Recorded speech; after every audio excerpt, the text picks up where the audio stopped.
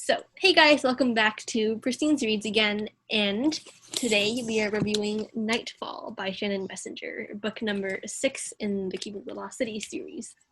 So today it's just me and Shammah again, and we're just going to be reviewing this together. So, I should get started. This is the no spoiler video. If you would like the super in-depth, fully detailed review, please check out the super spoiler video. But yeah. So first up is my summary. Nightfall picks up immediately where Lodestar ended on that cliffhanger, but I cannot tell you about that because this is the no spoiler summary. Sophie's struggling, grieving, and she suffered a huge loss, and this time she's not sure if she can survive this. But she knows they finally have to get ahead on the Neverseen. But how? They're trying to track down Lady Gisella's Starstone pin that will take them to Nightfall, her facility that is Keefe's supposed legacy. But when she gets in touch with them in a surprising way and tells them what they need to do to get it, Sophie's not sure she's ready for that kind of crazy risk. She's also trying to track down people that the Neverseen have kidnapped. This time they've stolen the ones she holds dear, and Sophie will stop at nothing to bring them back. But time is running out, and the Neverseen are testing her and her friends to their limits. Will they have enough to beat the Neverseen this time? Or will the mysterious Nightfall facility just be another fail mark in their book of battles? You'll have to find out. So yeah, that was a super short summary because I cannot really say much without giving away spoilers. So yeah. So next up is morals. And Shammah, do you want to take worldviews? Okay. So again, like we've said before, Messenger is not a Christian author, but she holds good moral standards of right and wrong. There was some betting between Keefe and Roe, but not hardcore betting, just stuff like, if this happens, then I get one unlimited dare and you have to do this. And it's honestly so hilarious, I crack up every time. We found no other prominent worldviews in this book. There was one thing, though, that we will address, but don't listen if you don't want spoilers. It was about the Sondens. Quillian and Livy technically are married, and they are living together, but on different floors of their Atlantis apartment. And therein lies the problem. First, I have to explain the whole elven matchmaking thing. So basically, since elves have infinite lifespans, it would be way too easy to get attached to a distant relative without knowing it. So the elves have developed a system to avoid that. When elves turn 15, they are eligible to register for a match. The matchmakers give them a packet with tons of crazy questions about genetics, personality traits, character, things like that, and then they turn in the completed packet. The matchmakers will then use that info to match the elf with hundreds of other people they think the elf will like or is compatible with. Each set of 100 is one list, and you can get 5 lists in all, so 500. If you don't marry anybody on your set of lists and marry someone else, it's considered a bad match and is scorned in the elven world. Livy said she didn't feel like filing their failed match, as in she felt like Quillian and she weren't compatible. I guess the match fail is the elven equivalent of a divorce. I'm not totally sure, but it sounds like they didn't actually love each other. It's pretty minor, and it's not even like they were divorced. I just thought I'd bring it up. Okay, awesome. Thank you, Shammah.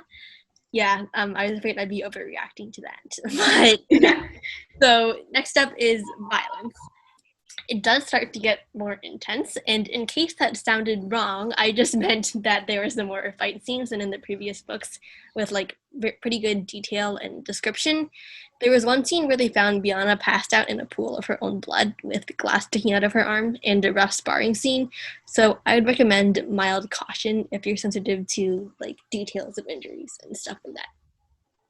But yeah, that's it for violence. Next up, Shammah, you want to take foul language? Okay. So there were some mentions of so-and-so looking like they wanted to curse, or so-and-so swore under their breath, but there are no specific words mentioned. There was also one point when Counselor Bronte swore in response to something that was transmitted telepathically, and one character said, "Oh goody, now the council is swearing." Totally sounds like something a bodyguard should be kept in the dark about. And then there was some playful teasing and name-calling like stupid, dumb, or shut up, but that's just about it. Thank you, Shammah. So next up is drugs. So there were a few points where some people had to take sedatives, like either to rest forcefully or if the situation was getting out of hand. But those are minor. Yeah, so that's pretty much it. So next up is romance. Shammah, you want to take that? Okay. There was some more romance here than earlier books, but of course it's all clean, nothing inappropriate. Yep, okay. Thank you. That is pretty much it, actually. Yeah. Next up is going to be my rating recommended age level, and then Shammah's going to give hers. So yeah, I'm going to rate this 5 stars. The books just like keep getting better and better as you go along, and I think Nightfall is one of my favorite books in the entire series. It's either Legacy, Nightfall, or Never Seen. And like I love the new characters, especially don't listen if you don't want spoilers. Ro, she wins for best bodyguard ever. I literally like crack up every time I read an exchange between her and Keefe or one of their hilarious threads. But actually, like the writing is just amazing. The detail, action, the super complicated storyline, characters, and all these twists are just like mind blowing. As for age level, I'm gonna say 11 plus, just because there's a little more detail and description of various fight scenes, as well as a little more romance. I did like all the new glimpses we got to the ogre culture, as well as all their microbiology stuff. I always thought ogres were the more stereotypical brutes that are all brawn and no brains, but no, they actually have a more scientific side. Who knew? Okay, so that's it for my rating review. Shammah, you want to give your now? Okay. I love Nightfall. It was my favorite book in this series, so I'd give it a 5 out of 5. I loved how we got to see more into, like you said, the ogre's culture and elven history, and all the shockers just kind of knocked me off my feet the whole time. I would give this book to an 11-year-old only because the violence and the romance get a bit more intense in this one, so I wouldn't give it to anybody younger than 11. Yeah, so thank you so much. So that's it for our review. Also, there's one more thing that I'm going to be putting in the description for the romancing, so check there. It's pretty minor. But yeah, so thank you guys so much for watching. I have links to this book in the description below, so check there. And make sure to like it, comment, and subscribe, all that jazz. And I will see you guys the next time. Bye! Bye! Keefe's breathing seemed to calm and his trembling eased, but a rough patch of waves had him tensing up again. Oh, come on, Keefe! Where is your manpower? I thought you were supposed to be tough Keefe, but instead, no, you just decide to get seasick. But I, on the other hand, never get seasick. I have the iron stomach. Shona, the invincible doggy! Woohoo! Drink this, Lady Kaden said, tossing him a yellow vial, and unplug your nose before you open it. Keefe squinted at the liquid. Why does it look like pee? Kelpie urine is the absolute best way to regain your equilibrium.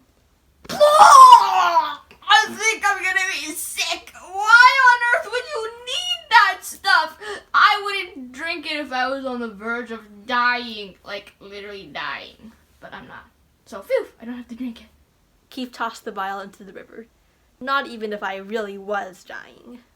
Suck it up, Keefe, and drink the vial already. Shona, did you or did you not just say a few minutes earlier that you wouldn't drink it if you really were dying? I know, but I'm not dying, and he's not dying, so he has to drink it, and I don't. You realize that your logic makes no sense, Shona, right?